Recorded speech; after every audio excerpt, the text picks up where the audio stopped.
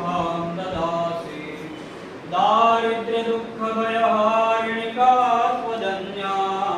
सर्वोपकारकरणाय सदार्द्रचित्ता सर्वमङ्गलमाङ्गल्ये शिवे सर्वार्थसाधिके शरण्ये त्र्यम्बके गौरी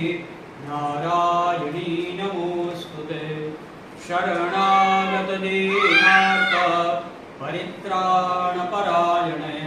सर्वस्यारतिहरे देवी नारायणी नमोऽस्तुते सर्वस्वरूपे सर्वेशे सर्वशक्तिसमन्विते भयेदस्राहिनो देवी दुर्गे देवी नमोऽस्तुते रोगानशेषा नपहंसि तुष्टा हृष्टा तु कामान् सकलानभीष्टान् त्वामाश्रितानां न विपन्नराणां त्वामाश्रिताया श्रयतां प्रयान्ति सर्वबाधाप्रशमनं त्रैलोक्यस्याखिलेश्वरी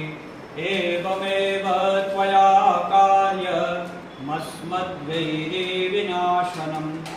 या देवी सर्वभूतेषु